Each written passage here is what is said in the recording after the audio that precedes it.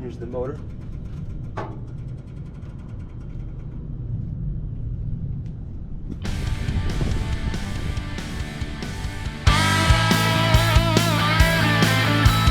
Welcome to Car Shops and Collections. How you doing, Gene? I'm doing pretty good. We've got a 1970 Ford Torino GT Convertible. Mike is the owner. It's here at his storage unit. I got his code, so I'm gonna punch in his code. Do you blur out the code when I punch in codes? No, I'm just gonna turn the camera this way. Let's see here. Thank you all for watching, by the way. We love getting comments. Love it when you subscribe to the show. Just love all the support. Thank you so much. It means everything to me and it means so much to Gene as well. We love doing this and we got some really cool things coming. If you're watching this in real time, some big things happen in the next couple months. We'll share that stuff later though. Today it's all about Mike and his 1970 Ford Torino GT Convertible. Here you go. You gotta be Mike, and that's gotta be your 1970 Ford Torino GT Convertible. Look at that. Pop-up headlights. With the pop-up headlights, absolutely. That is a cool shot right there. I love it. All right, let's park and do it. Let's have some fun. It's a pleasure to finally meet you. We've talked a lot on the phone. Thanks for having us. I've watched your show a few times. Thank you. Yeah, everything looks good. You got a good co-host and everything. This is Gene right here. Gene, this is Hey, Mike nice right to here. meet you. Yeah. Pleasure. Hang loose, bro. Hey, thanks. And this here is your gorgeous 1970 Ford Torino GT Convertible. Woo! Woo-hoo. It's all original. All original. It's never been in an accident. The biggest thing Dad emphasized when he bought it in '88, before the internet. Back in those days, I don't know if he went to a motor's manual or just, Dad's retired lieutenant colonel out of the military. Okay. So he had sources all over the damn world. Yeah. He told me there are only like, I think less than 400 of these made. This is In the pop-up. with the pop-up headlights. Why don't we do this? Can we pull it out? Sure. Why don't we pull it out? We'll get you mic'd up. We'll break this thing down. We'll have some fun. Let's do it. Let's pull it out.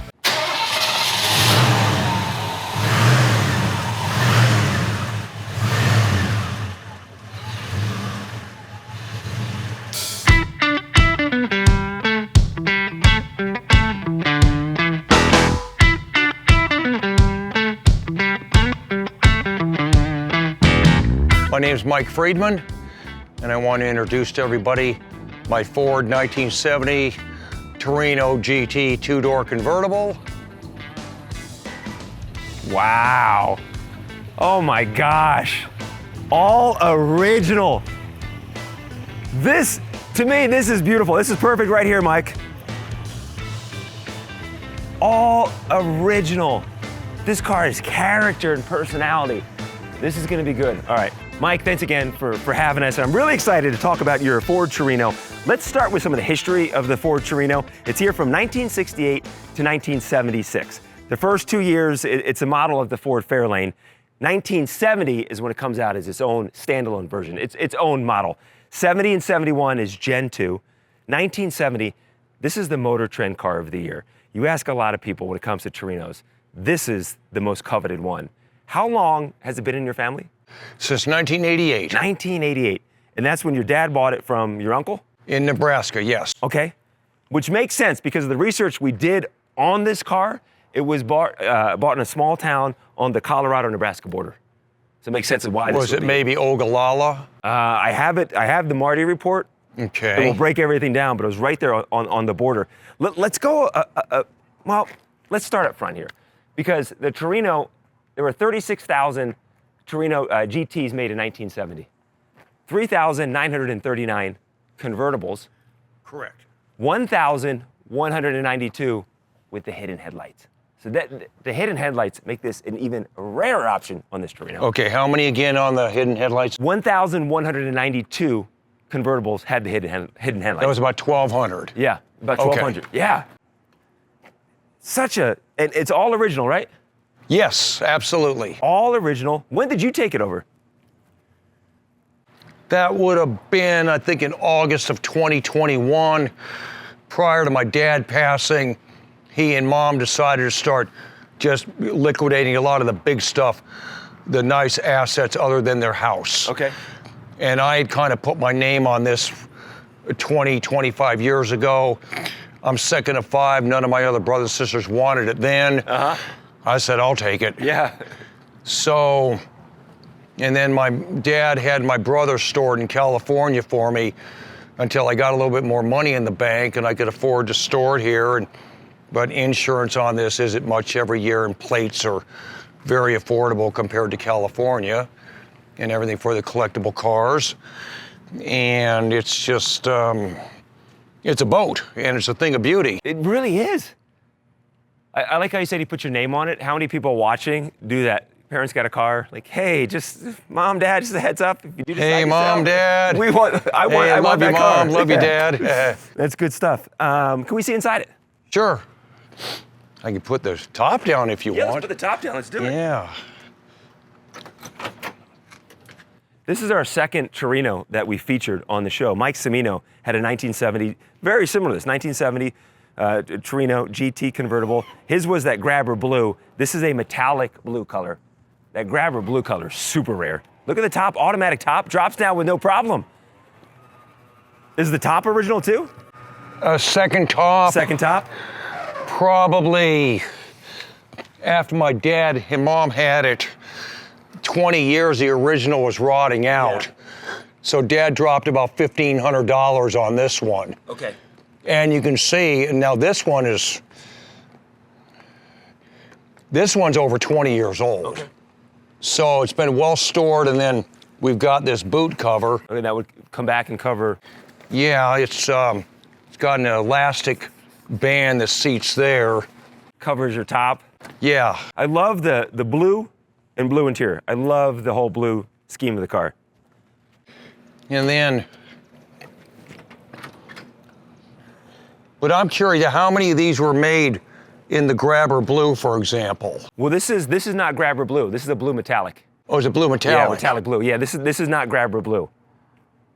Is there a plate on the side here? Yeah, actually, I'll grab the Marty report. Oh, We okay. ran the Marty report in the car, which is really cool. But grabber blue was not available in the Torino for 1970, and so that's why we did feature a grabber blue car. It was a custom order, which made it one of 37. okay. It's such a rare hard color to get. It has to be a custom order to get. Torino experts that are watching this, please, anything incorrect I say, leave a comment below and correct us. But yeah, this is the metallic blue color. Let me get the Marty report. So those that don't know, it's really cool. Marty Auto Works. It's a really cool report you can get. Kevin Marty does his reports, and you give him your VIN number, and there's different levels. It costs to have this done, but there's different levels, and he'll send you back a complete breakdown of your car. So as you can see here, it talks about the color. Medium blue metallic paint is the color on your car. The blue vinyl bench seat, which you have. The 351 Cleveland, which I'm sure is still under the hood. We'll take a look at that. The white power top is on here. You've got power steering, AM radio. They did offer an AM FM radio in the car, but you got the AM radio. And it still works. And it still works? Yes. Too bad there's no AM radio stations to listen to. I host a show on an FM radio station, that's why I say that. But the hidden headlamps we talked about, 1,192 of the Torinos in 1970 had them. So let's break it down. With the paint code, with this paint code, it's one of 597. With the paint trim codes, one of 268, one of 2,080. Why can't I talk today? One of 2,289 with this certain engine and transmission codes. And then with the white power top and the glass backlight, which you have, one of 8,704. Okay, What's the ordered from this DSO? Ordered from this DSO is the district sales office. So Okay. 49 of these went to the Denver area, and Julesburg, Colorado, is where it was sold. Okay. Yeah, back in those days, if a small town in Nebraska, if it was close to the border, they just went to the Denver airport to fly out. They wouldn't just go to the dealerships in Denver because there was nothing around the small towns in Nebraska. So the original owner that more than likely sold it to my uncle was probably buying this from the Colorado dealership. Yeah, that makes sense. So here's something real interesting. So Mike Cimino, who we did the last Torino episode on, his dad owned a bunch of dealerships in the Denver area, including the Ford dealerships in Denver. His dad took over in 1975. This car was sold in 1970, so they would have missed each other. Yeah, but there's still a connection to Denver. Yeah. Can we see under the hood? Sure. There's a lot to the Torino name. The Torino, it's a small town in northern Italy. Turin, I believe it is called Turin, Turin. yeah, exactly, yeah. And it's known as the Detroit of Italy. A lot of car manufacturers are there.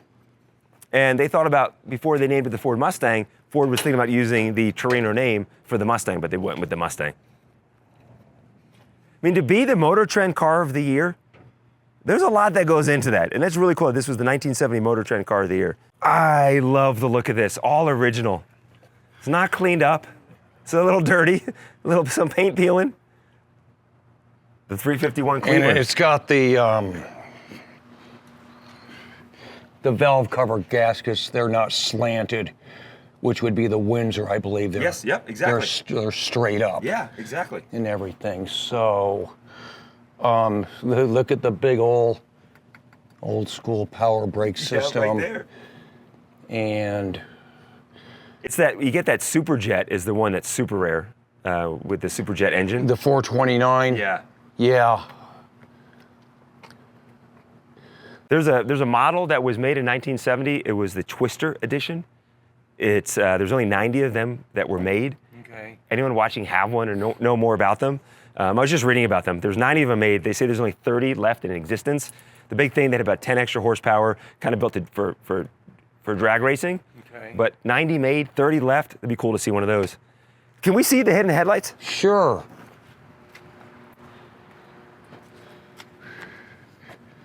This is gonna be cool. With the hood open, you'll see them pop back and rest right here. Here we go. Here's the motor.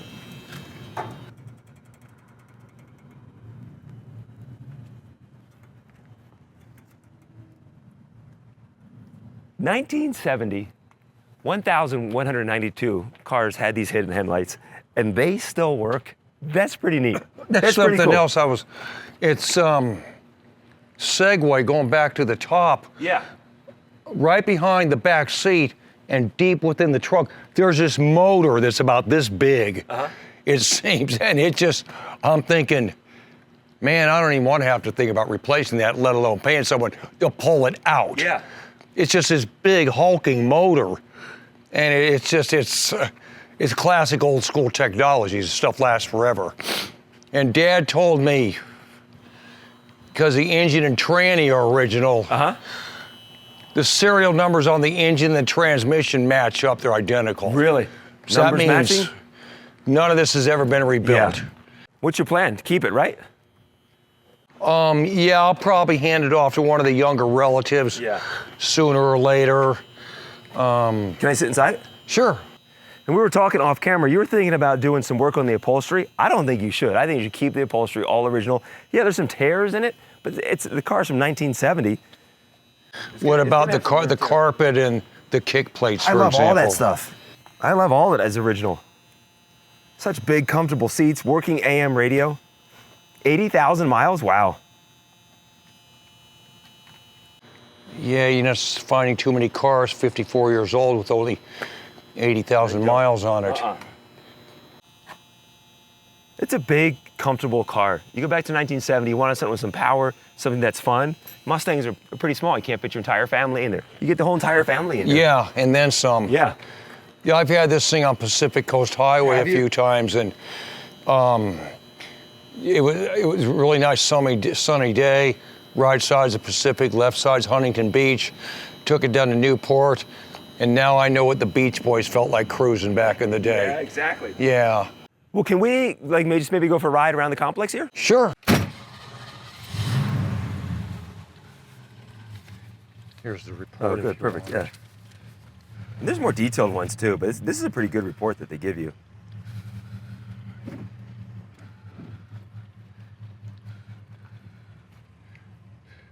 It is I know we're just starting up here, but it is such a comfortable ride inside this car. Seats are so comfortable. This thing on the highway is really cool. Yeah, is it comfortable back there, Gene? At the low speeds on the city roads, it kind of wavers a little bit. But you get up to speed on the highway, and man, oh man, it's like odometer goes to 120. Yeah. But I don't want to do that because I don't want to, whether the highway patrol of either state would probably saying, look, old man, I know you're having fun, probably daydreaming back to the 60s. Yeah, exactly. But you can't be doing that. You know, That should be a pass. They should let you go because of that. Hey, you know? Yeah, I paid my tax. Exactly. You paid your dues. You do what you want. I'm on Social Security, for God's sake. Then you should be able to drive your Torino how you want to drive it on in the the highway. trunk, I've got a spare dashboard that's identical to this, to include the cutout right there. And then I really need to get this fixed. But again, we're also in Las Vegas. How long has this car been in Las Vegas? Oh, a little over a year. Okay. But Vegas is very common for dashes to crack because we're in the desert. It was like this when we got it. That's going to happen. Leave it? I like it all original. It adds its character. You know something? You sound just like my dad. It adds character. But the numbers on the thing, there were over 200,000 Torinos made in 1970. You break it down to the GTs, 56,000 GTs. I saw that, okay. And then break that down even more, the convertibles, 3,939 convertibles made. Break that down even more to your hidden headlights, 1,192 were made. Okay. So this is one of 1,192. Add in some other options. I mean, this is a very rare car. It's a really rare car. I really would like to find out how many of these, exactly what I have here, are still on the road. Yeah, that's another thing, great question as well. Because you read a lot about the Torinos, a lot of them rust issues and just didn't make it through the years. Oh, that's another thing I mentioned to you about one of my car collecting friends in town. He's retired from Honda. He's one of the first people I showed this car to.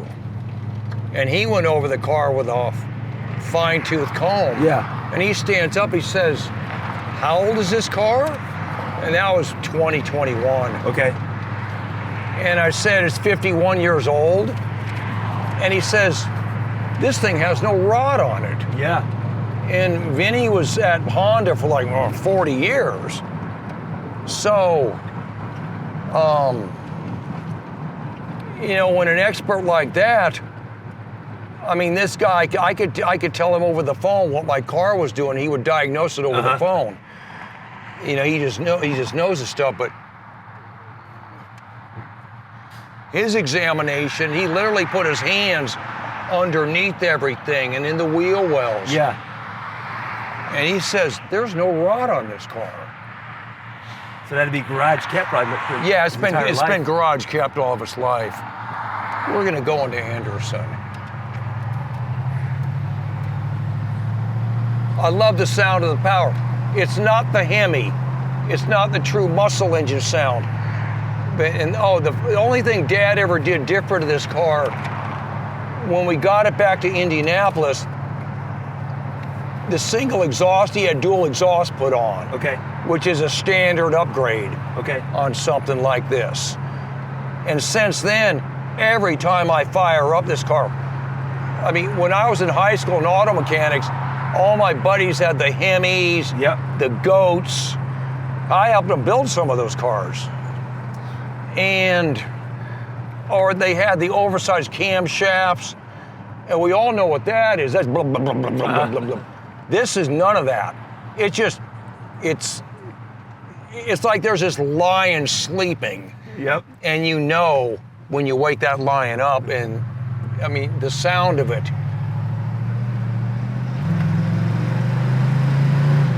I mean, that's the softest sound of power you're gonna hear. Mm-hmm. It's still raw power though. You feel it too. You feel it, it's ready to go. So you're retired? What your dad was military as well, right? Dad retired lieutenant colonel out of the Vietnam War. Wow. And then he spent the next 30 years DOD as a computer analyst. I'm semi-retired, collecting Social Security, still working part-time. And then Dad passed, left everything to Mom, and Mama says, when she passed, you kids get everything. Yeah. So, in fact, I talked to her yesterday to tell her that we had finally set up and everything. Your mom is 92, you were telling me? Yes. Yeah, I'm excited. Hi. I'm excited for your mom to see the episode. It's that old school ashtray. Ashtray. Got a lighter that doesn't work. Okay, lighter doesn't look, glove box here. I pop it open? Go ahead. Glove box. You know, I want to point out, so if it wasn't enough to have ashtrays like for the passengers in the back on the side, right? There's an extra one behind the seat. It's right here. Is there really? Yeah, it's like, there's 3. Well, you know, because you probably have a middle In case the passenger. middle person's, yeah, smoking back there.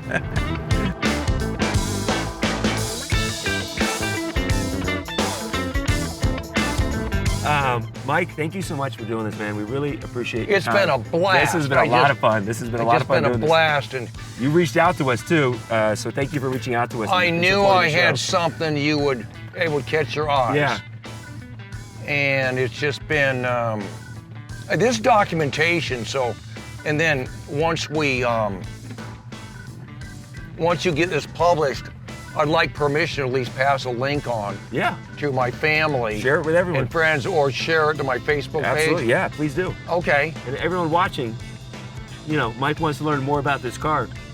If you're picking up stuff and you know stuff that, yeah, you know, of this blue color, there's only 10 that were the hidden headlights. Please leave comments. Leave comments. We love the conversation going in comments. So Because that's the key to this car is the pop-up headlights. Yeah. I mean, it's just they just weren't many of them made, and I'd still really like to know how many of these are left on the road in this color with the pop-up headlights. all original too. That's amazing. It's fantastic. We could do that for another day maybe, Yeah, and go follow up. deeper into another report. All right. Thank you again. Appreciate it. Okay. Thank you all for watching. You guys as well. are the best. Appreciate it. You're the best, man. You guys Thank are the man. best, Appreciate it. man. If you want your car, shop, or collection featured on the show, then shoot us an email at carshopsandcollections@gmail.com. That's carshopsandcollections@gmail.com. And thanks for watching, and be sure and subscribe so you don't miss any future episodes of Cars, Shops, and Collections.